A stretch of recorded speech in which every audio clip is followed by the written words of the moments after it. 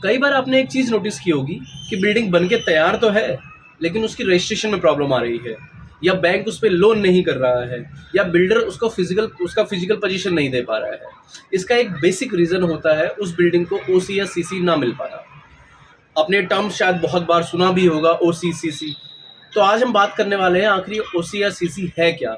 और अगर आपने कोई प्रॉपर्टी बुक करी हुई है, या आप कोई ready to win property purchase करना चाह रहे हैं, या आपने ऑलरेडी कोई प्रॉपर्टी ली हुई और उसका फिजिकल पोजीशन लेना चाह रहे हैं, तो आपके लिए ये जानना बहुत ज़रूरी है कि ये ओसी और सीसी होता क्या है।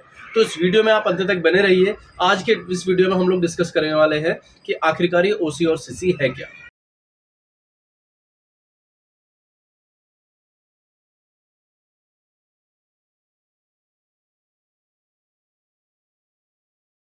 Welcome back to my channel.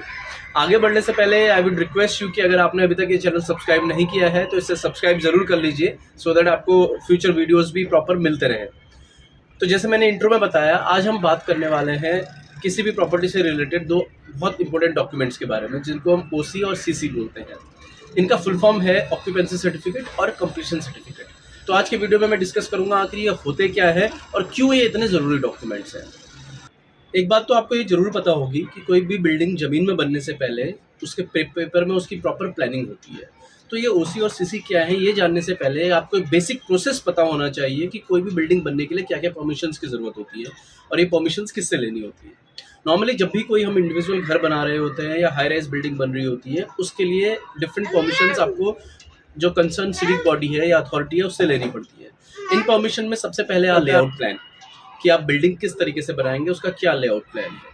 उसके बाद आता है अगर कोई हाई राइज बिल्डिंग है तो वो किस हाइट तक जाएगी, तो उसके लिए हाइट अप्रूवल लेना होता है जो कि एयरपोर्ट अथॉरिटी से मिलता है। उसके बाद नंबर ऑफ यूनिट्स, एफएआर एक होता है, फ्लोर एरिया रेशियो, जो भी उस एरिया का एफएआर होगा उसके हिसाब से उस बिल्डिंग में या उस कॉम्प्लेक्स में नंबर ऑफ यूनिट्स कितनी बनेंगी, इस चीज़ का अप्रूवल लेना पड़ता है। तो ये सारे अप्रूवल्स लेने के बाद आप कंस्ट्रक्शन शुरू करते हैं। तो जब भी आपका कंस्ट्रक्शन कंप्लीट हो जाता है तो आप अप्लाई करते हैं सर्टिफिकेट के लिए, जिसको हम बोलते हैं कंप्लीशन सर्टिफिकेट। तो अथॉरिटी या जो भी कंसर्न बॉडी होती है वो ये आपकी जो बिल्डिंग है उसका इंस्पेक्शन करके ये चेक करती है कि जो भी आपकी बिल्डिंग बनी हुई है वो जो भी अप्रूवल्स आपने लिए हुए हैं उसके बेसिस पे बनी हुई है या नहीं। और उसके अलावा जो लोकल एरिया के सिटी प्लान होंगे, जैसे कई एरिया में होता है कि कितना आपको स्पेसिफिक ओपन एरिया छोड़ना है या किस तरीके से डिज़ाइन करना है, ये सारी चीज़ें भी होती है। तो ये सारी चीज़ें चेक करने के बाद अथॉरिटी आपको, अगर वो बिल्डिंग उन लॉज के हिसाब से और आपकी परमिशंस के हिसाब से बनी होती है, तो उस बिल्डिंग को अथॉरिटी कंप्लीशन सर्टिफिकेट देती है। बट कई बार ये होता है कि इसमें छोटी मोटी कमियां रह जाती हैं, तो अथॉरिटी उस केस में प्रोविजनल कंप्लीशन सर्टिफिकेट भी देती है, जिसकी अवधि 6 महीने तक होती है।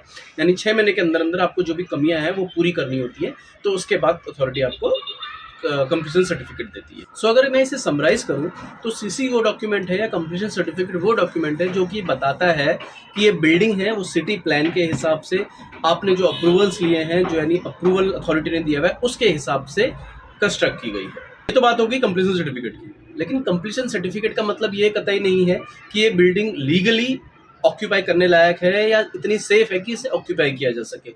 तो उसके लिए जरूरत पड़ती है ऑक्यूपेंसी सर्टिफिकेट की, जिसको हम ओसी बोलते हैं। ओसी का मतलब ये है कि जो कंस्ट्रक्ट की गई बिल्डिंग है वो लीगली ऑक्यूपाई की जा सकती है या इतनी सेफ है कि उसमें रहा जा सकता है, उसके बाद ही ओसी मिलता है। तो जो फर्दर डॉक्यूमेंटेशन इसके लिए चाहिए होता है सीसी के बाद, उस पर फायर सेफ्टी के लिए फायर यूनिवर्सिटी चाहिए होती है। उसके बाद जो डिफरेंट कनेक्शंस होते हैं, जैसे सीवर लाइन का कनेक्शन हो गया या इलेक्ट्रिसिटी डिपार्टमेंट का कनेक्शन हो गया, तो इन डिपार्टमेंट से आपको परमिशन लेनी पड़ती है, उसकी एनओसी चाहिए होती है। इसके साथ साथ जितने भी पेंडेंसीज अथॉरिटी की है, अगर आप इंडिविजुअल घर बना रहे हैं तो आपकी अगर कोई पेंडेंसी है अथॉरिटी की या म्यूनिसिपल कॉर्पोरेशन की, या कोई बिल्डर घर बना रहा है तो उसकी जितनी भी जो भी लाइबिलिटीज़ है अथॉरिटी की, अगर कोई उन्होंने पेमेंट ड्यू है तो वो सारी पेमेंट पूरी होने के बाद ही ओसी मिलता है। उसके अलावा अगर हाउस टैक्स है या प्रॉपर्टी टैक्स है वो आपने पे किया है या नहीं किया है, उसके अलावा लेबर सेस आपने पे किया है नहीं किया है, ये सारी चीज़ें होने के बाद ही आपको ओसी, उस बिल्डिंग को ओसी मिलता है। तो ओसी के लिए ज़रूरी है कि उसका कंप्लीशन सर्टिफिकेट हो। उसके अलावा आपकी डिफरेंट डिपार्टमेंट से, जैसे फायर डिपार्टमेंट से, इलेक्ट्रिसिटी डिपार्टमेंट से और सिविल डिपार्टमेंट से एनओसीज आपके पास हो, और आपने सारी पेंडिंग्स जो पेमेंट्स हैं अथॉरिटी की वो पूरी करनी हो, उसके बाद ही आपको ओसी मिलता है। और एक बार ओसी मिलता है तभी आप उस बिल्डिंग में लीगली उसका पोजीशन ले सकते हैं या लीगली उस बिल्डिंग में रह सकते हैं।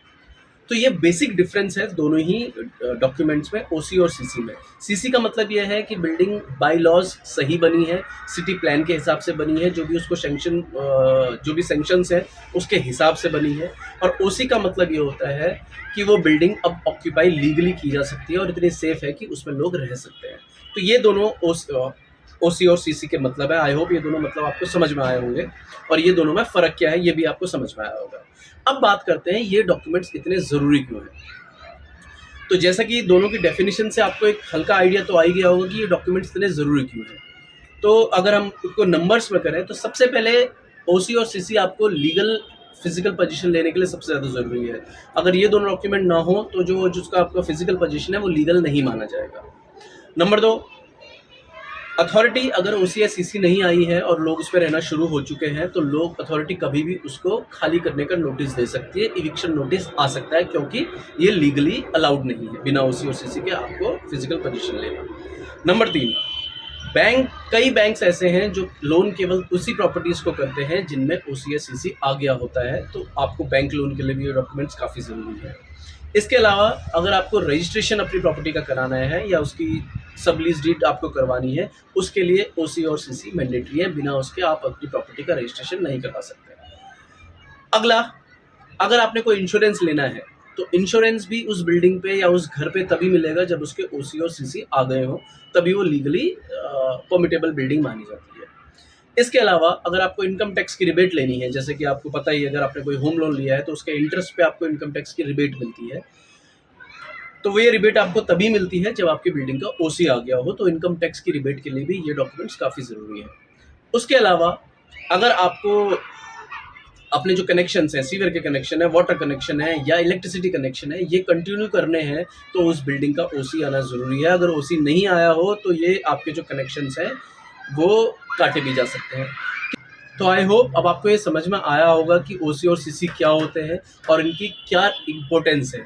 तो जब भी आप कोई ready to move in property लेने जा रहे हैं या आप अपनी प्रॉपर्टी का फिजिकल पोजीशन लेने जा रहे हैं तो ये ज़रूर मेक श्योर कर लीजिए कि आपके जो बिल्डिंग है या आपका जो फ्लैट्स है या आपकी जो टावर है उसको ओसी और सीसी मिल गया हो, तभी आप लीगली उसको फिजिकली पोजीशन उसका ले सकते हैं। तो आई होप ये वीडियो आपको यूज़फुल लगा हो। अगर आपको ये वीडियो पसंद आया है, ये जानकारी आपको पसंद आई है तो इसे लाइक ज़रूर कर दीजिए और साथ ही साथ अगर सब्सक्राइब नहीं किया है चैनल को आपने तो इसे सब्सक्राइब ज़रूर कर लीजिए, सो दैट हम आगे भी आपसे मिलते रहें और आपको आप तक मेरी वीडियो पहुंचती रहे। तो फिर आपसे मुलाकात करेंगे हम अगले हफ्ते नेक्स्ट वीडियो के साथ। तब तक आप सभी अपना ख्याल रखिए। धन्यवाद।